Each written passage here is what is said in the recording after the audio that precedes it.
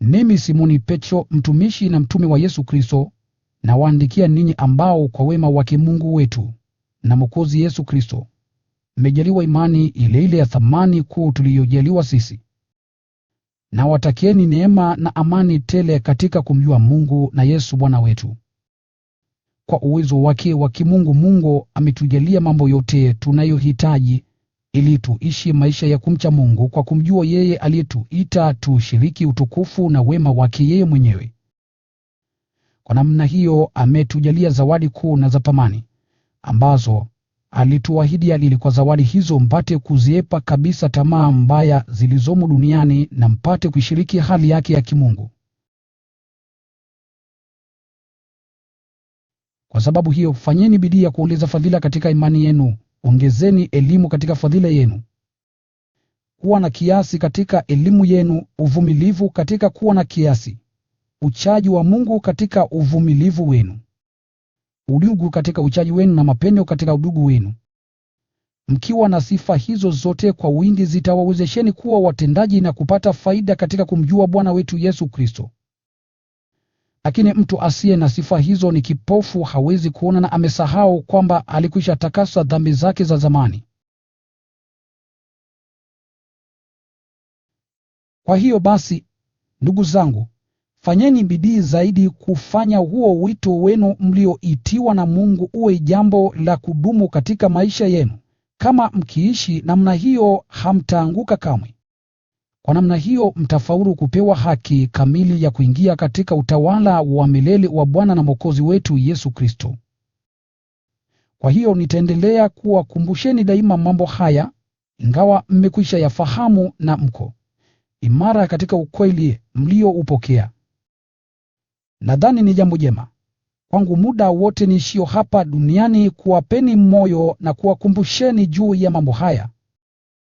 Najua kwamba karibu nitauweka kando mwili huu wenye kufa, kama Bwana alivyoniambia waziwazi. Basi nitajitahidi kuwapatieni njia ya kuyakumbuka mambo haya kila wakati baada ya kufariki kwangu. Wakati tulipowafundisheni juu ya ukuu wa kuja kwake Bwana wetu Yesu Kristo, hatukutegemea hadithi tupu zisizo na msingi. Sisi tuliona utukufu wake kwa macho yetu wenyewe. Sisi tulikuwapo wakati alipopewa heshima na kutukuzwa na Mungu Baba, wakati sauti ilipomjia kutoka kwake yeye aliye utukufu mkuu ikisema, "Huyu ni mwanangu mpenzi, nimependezwa naye."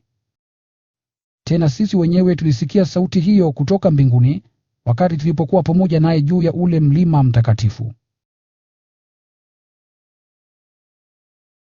Tena ujumbe wa manabii watuthibitishia jambo hilo, nanyi mwafanya vyema kama mkiuzingatia, maana ni kama taa inayoangaza mahali penye giza mpaka siku ile itakapopambazuka na mwanga wa nyota ya asubuhi utapong'ara mioyoni mwenu. Zaidi ya hayo, lakini kumbukeni kwamba hakuna mtu yeyote awezaye kufafanua mwenyewe unabii ulio katika maandiko matakatifu. Shapteri. Maana hakuna ujumbe wa kinabii unaotokana na matakwa ya binadamu, bali watu walinena ujumbe wa Mungu wakiongozwa na Roho Mtakatifu. Palitokea manabii wa uongo kati ya watu, na vivyo hivyo walimu wa uongo watatokea kati yenu. Watu hawa wataingiza mafundisho maharibifu na kumkana Bwana aliyewakomboa, na kwa njia hiyo watasababisha kafa, maangamizi yao wenyewe. Tena watu wengi watazifuata hizo njia zao mbaya, kwa sababu yao wengine wataipuuza njia ya ukweli. Kwa tamaa yao mbaya watajipatia faida kwa kuwaambieni hadithi za uongo. Lakini kwa muda mrefu sasa hakimu wao yu tayari na mwangamizi wao yu macho. Malaika walipotenda dhambi, Mungu hakuwahurumia, bali aliwatupa katika moto wa jehanamu, ambako wamefungwa wakingojea siku ile ya hukumu. Mungu hakuihurumia dunia ya hapo kale, bali alileta gharika kuu juu ya nchi ile ya watu wasiomcha Mungu. Lakini Noa, ambaye alihubiri uadilifu, Mungu alimwokoa pamoja na watu wengine 7. Mungu aliadhibu miji ya Sodoma na Gomora, akaiteketeza kwa moto, akaifanya iwe mfano wa mambo yatakayowapata watu wasiomcha Mungu. Alimwokoa Loti, mtu mwema, ambaye alisikitishwa sana na mwenendo mbaya wa watu hawa waasi. Loti aliishi miongoni mwa watu hao, na kwa siku nyingi moyo wake ulikuwa katika wasiwasi mkuu aliposikia matendo yao maovu. Hiyo basi Bwana anajua jinsi ya kuwaokoa katika jaribu watu wanaomcha Mungu, na jinsi ya kuwaweka waovu katika adhabu hadi siku ile ya hukumu. Hasa wale wanaofuata tamaa mbaya za mwili na kupuuza mamlaka. Watu hao ni washupavu na wenye majivuno, kuvitukana na hawaviheshimu viumbe vitukufu vya juu. Lakini malaika, ambao wana uwezo na nguvu zaidi kuliko hao walimu wa uongo, hawawashtaki na kuwatukana hao mbele ya Bwana. Watu hao ambao hutukana chochote kile wasichoelewa ni sawa na wanyama wasio na akili ambao huzaliwa na baadaye hukamatwa na kuchinjwa. Wataangamizwa kutokana na uharibifu wao wenyewe. Watalipwa mateso kwa mateso ambayo wameyasababisha. Furaha yao ni kufanya tena mchana kabisa chochote kinachotosheleza anasa zao za mwili. Hao ni fedheha na aibu tupu kwa jumuiya yenu, wakati wanapojiunga nanyi katika karamu zenu, bali wakifurahia njia zao za udanganyifu. Macho yao yamejaa uzinzi, na uwezo wao wa kutenda dhambi hauna kikomo. Huwaongoza watu walio dhaifu mpaka mitegoni. Mioyo yao imezoea kuwa na tamaa ya mali, wapo chini ya laana ya Mungu. Wameiacha njia iliyonyoka, wakapotoka na kuifuata njia aliyofuata Balaamu mwana wa Beori, ambaye alipendelea kupata faida kwa kufanya udanganyifu. Akakaibiwa kwa ajili ya uovu wa kipunda, ambaye hasemi alinena kwa sauti ya binadamu, akaukomesha wazimu wa huyo nabii. Watu hao ni kama chemchemi zilizokauka, kama mawingu yanayopeperushwa na tufani. Makao yao waliowekewa ni mahali pa giza kuu. Husema maneno ya majivuno na yasiyo na maana, na kutumia tamaa zao mbaya za kimwili kuwatega wale ambao wamejitenga hivi karibuni na watu waishio katika udanganyifu. Huwaahidi watu wengine eti watakuwa huru, kumbe wao wenyewe ni watumwa wa upotovu. Maana mtu ni mtumwa wa chochote kile kinachomtawala. Watu waliokwisha ponyoka katika upotovu wa ulimwengu kwa kupata kumjua Bwana Mwokozi wetu Yesu Kristo, kisha wakakubali kunaswa na kutawaliwa tena na upotovu huo, hali yao itakuwa mbaya zaidi kuliko awali. Ingalikuwa afadhali kwao kama wasingalijua kamwe njia hiyo ya uadilifu, kuliko kujua na kisha kuiacha na kupoteza amri takatifu waliopokea. Chapter.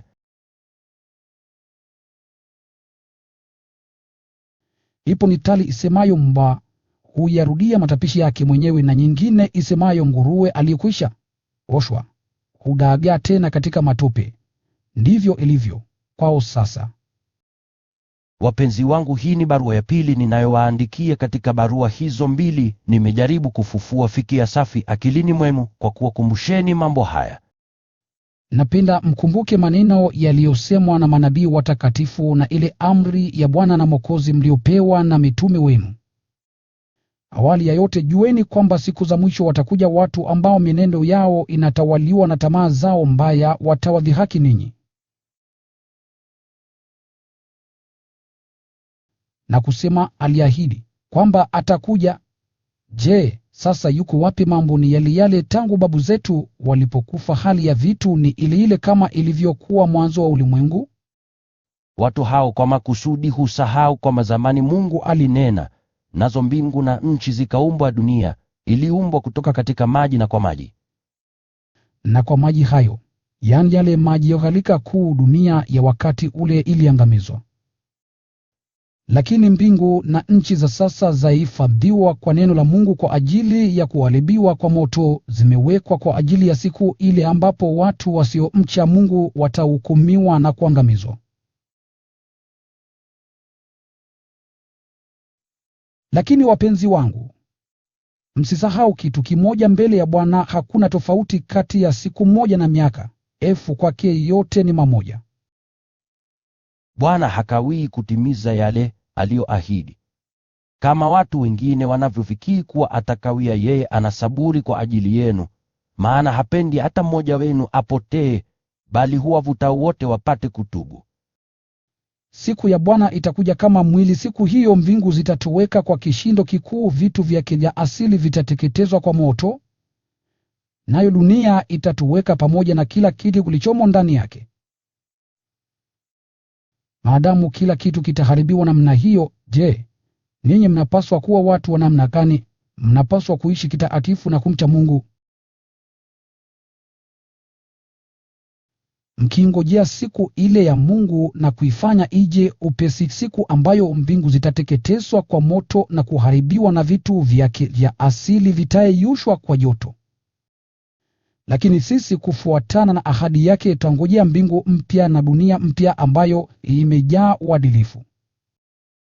Kwa hiyo wapenzi wangu, mkiwa mnangojea siku ile, fanyeni bidii kuwa safi kabisa, bila hatia mbele ya Mungu na kuwa na amani naye.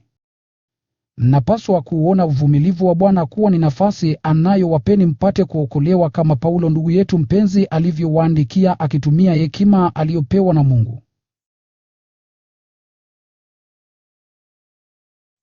Haya ndiyo asemayo katika barua zake zote anapozungumzia suala hilo, liapo mambo kadhaa katika barua zake yaliyo magumu kuyaelewa, mambo ambayo watu wajinga wasio na msimamo huyapotosha, kama wanavyopotosha sehemu nyingine za maandiko matakatifu, hivyo wanasababisha maangamizi yao wenyewe. Lakini ninyi, wapenzi wangu, mmekwisha jua jambo hili. Basi muwe na tahadhari, msije mkapotoshwa na makosa ya waasi, mkaanguka kutoka katika msimamo wenu imara. Lakini endeleeni kukua katika neema na katika kumjua Bwana wetu na Mwokozi Yesu Kristo. Utukufu uwe kwake sasa na hata milele. Amina.